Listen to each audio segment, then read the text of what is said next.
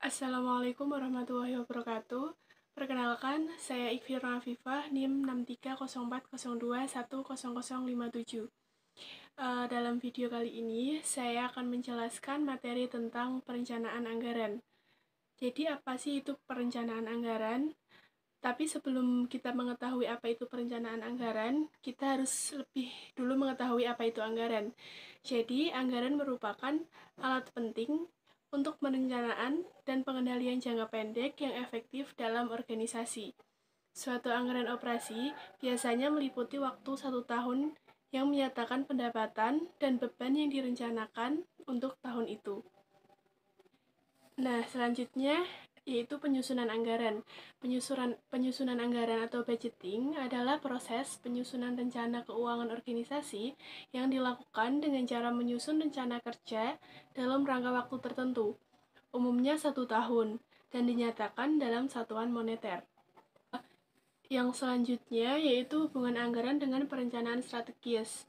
Hubungan anggaran dengan perencanaan strategis itu ada 4. Yang pertama, keduanya merupakan aktivitas perencanaan. Yang kedua, fokus anggaran itu 1 tahun, sedangkan perencanaan strategi itu fokusnya beberapa tahun. Yang ketiga, anggaran mengacu pada perencanaan strategi. Yang keempat, dasar anggaran adalah pusat pertanggungjawaban, sedangkan perencanaan strategi adalah jenis produk atau program yang lain. Yang selanjutnya yaitu perbedaan anggaran dengan prediksi. Anggaran berbeda dari prediksi dalam beberapa hal. Suatu anggaran adalah suatu rencana manajemen dengan asumsi implisit bahwa langkah-langkah positif yang akan diambil oleh pembuat anggaran guna membuat kegiatan nyata sesuai dengan rencana. Sedangkan suatu prediksi hanyalah suatu perkiraan yang akan mungkin terjadi, tetapi tidak mengandung implikasi bahwa pembuat prediksi akan berupaya untuk membentuk kejadian, sehingga prediksinya akan terrealisasi. Yang selanjutnya yaitu karakteristik anggaran. Anggaran memiliki beberapa karakteristik, di antaranya anggaran mengestimasikan potensi laba dari unit bisnis tersebut. Dinyatakan dalam istilah moneter, walaupun jumlah moneter mungkin didukung dengan jumlah non-moneter. Biasanya meliputi waktu selama 1 tahun. Yang selanjutnya merupakan komitmen manajemen. Manajer setuju atau enggak untuk menerima tanggung jawab atas pencapaian tujuan-tujuan negara. Yang selanjutnya, usulan anggaran ditinjau dan disetujui oleh pejabat yang lebih tinggi wewenangnya dari pembuat anggaran. Setelah disetujui, anggaran hanya dapat diubah dalam kondisi-kondisi tertentu. Yang terakhir, secara berkala, kinerja keuangan aktual dibandingkan dengan anggaran dapat dianalisis serta dijelaskan. Yang selanjutnya yaitu kegunaan anggaran. Kegunaan anggaran itu ada 4. Yang pertama, untuk menyesuaikan rencana strategis. Yang kedua, untuk membantu mengkoordinasikan aktivitas dari beberapa bagian organisasi. Yang ketiga, untuk menugaskan tanggung jawab kepada manajer, untuk mengotorisasikan jumlah yang berwenang untuk mereka gunakan, dan untuk menginformasikan kepada mereka mengenai kinerja yang diharapkan. Yang terakhir, untuk memperoleh komitmen yang merupakan dasar untuk mengevaluasi kinerja aktual manajer. Yang selanjutnya yaitu isi dari anggaran operasi. Anggaran operasi yang umum dan yang membedakannya dengan jenis lain dari dokumen perencanaan yaitu rencana strategis dan anggaran modal, anggaran kas, dan anggaran neraca. Jumlahnya adalah jumlah dolar yang direncanakan untuk tahun itu, bersama-sama dengan jumlah kuantitatif seperti jumlah kepala dan penjualan dalam unit. Nah, dalam anggaran operasi, ada beberapa kategori. Yang pertama, ada anggaran pendapatan. Yang kedua, anggaran biaya produksi dan biaya penjualan. Yang ketiga, beban pemasaran. Yang keempat, beban logistik. Yang selanjutnya, beban umum dan administrasi.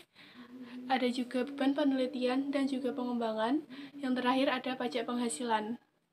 Anggaran-anggaran lain dalam anggaran operasi itu ada anggaran modal, anggaran neraca, anggaran laporan arus kas, manajemen berdasarkan tujuan.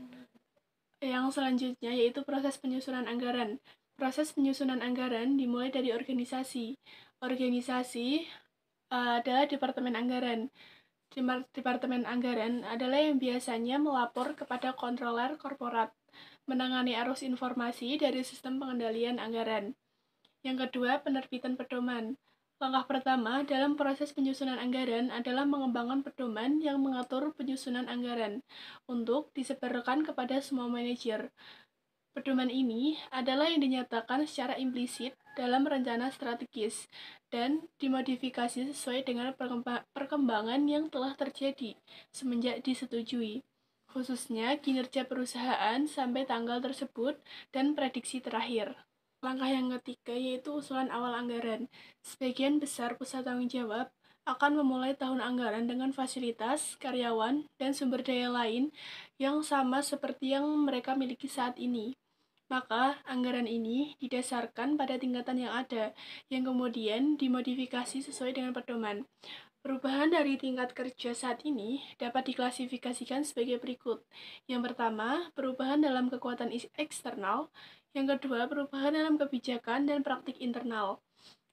Untuk langkah yang keempat, yaitu negosiasi. Negosiasi itu mendiskusikan usulan anggaran dengan pejabat di atas. Ini merupakan inti dari proses penyusunan anggaran. Yang kelima, tinjauan dan persetujuan. Usulan anggaran diajukan melalui beberapa tingkatan yang berjenjang dalam organisasi. Ketika usulan tersebut mencapai puncak dari unit bisnis, analis mengumpulkan potongan-potongan tersebut bersama-sama dan memeriksa totalnya. Langkah yang terakhir dalam proses penyusunan anggaran yaitu revisi anggaran. Salah satu pertimbangan utama dalam penyusunan anggaran adalah prosedur untuk merevisi anggaran setelah disetujui. Dua jenis umum revisi anggaran yaitu yang pertama, prosedur yang memungkinkan pemuktahiran anggaran secara sistematis.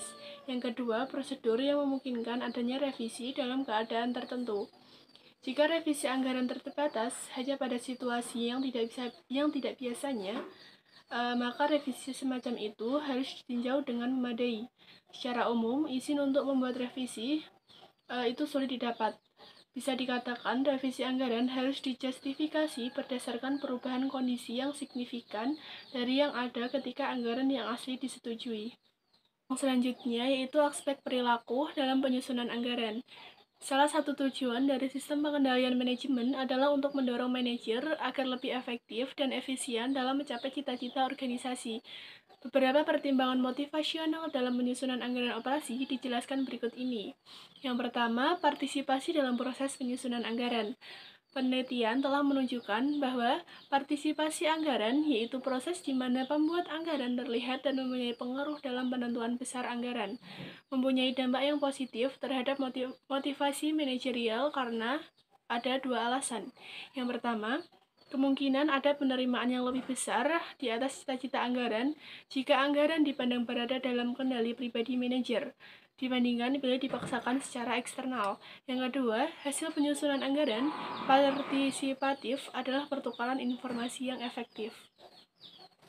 Yang selanjutnya yaitu tingkat kesulitan dari target anggaran. Anggaran yang ideal adalah anggaran yang menantang, tetapi dapat dicapai. Dalam istilah statistik, hal ini dapat diartikan bahwa seorang manajer yang berkinerja cukup baik mempunyai kesempatan paling tidak 50% untuk mencapai jumlah anggaran. Yang selanjutnya, keterlibatan manajemen senior.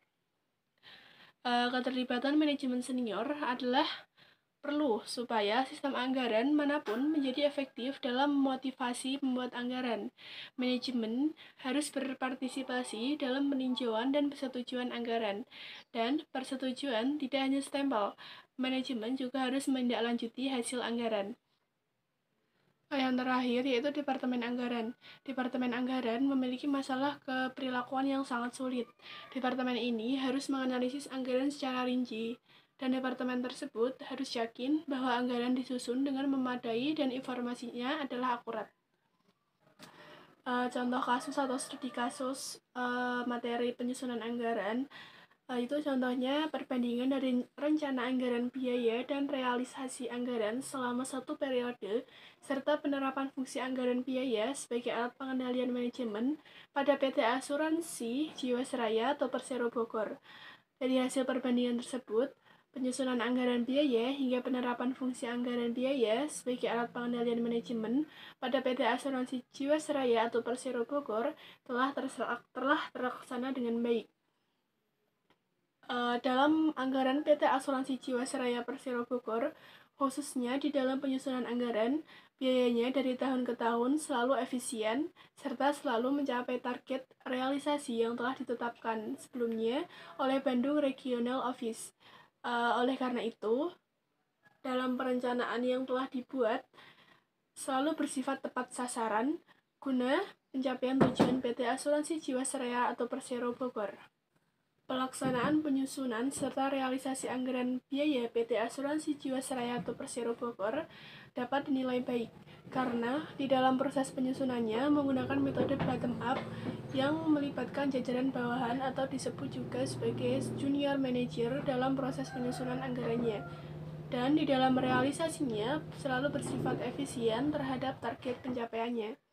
Penerapan fungsi anggaran biaya sebagai alat pengendalian manajemen pada PT Asuransi Jiwasraya Persero Bogor dinilai baik dalam hal penerapannya karena memiliki pengaruh yang besar terhadap pengendalian manajemen perusahaan dari segi budgeting control atau pengendalian anggarannya. Varian yang dihasilkan dari anggaran biaya PT Asuransi Jiwasraya Persero Bogor bernilai efisien karena sudah berada di atas 50% dalam pencapaian targetnya, sehingga nilai nominal varians yang dihasilkan dapat bermanfaat untuk dialokasikan kembali ke dalam periode berikutnya. Pengendalian manajemen pada PT Asuransi Jiwasraya Persero Bogor dapat dikatakan sangat baik, karena semua elemen pengendalian manajemen serta aktivitas pengendalian manajemen perusahaan sangat optimal, sehingga tujuan yang telah ditetapkan sebelumnya mengalami tahap pencapaian yang sangat baik setiap tahunnya. Sekian materi yang bisa saya sampaikan. Kurang lebihnya mohon maaf. Wassalamualaikum warahmatullahi wabarakatuh.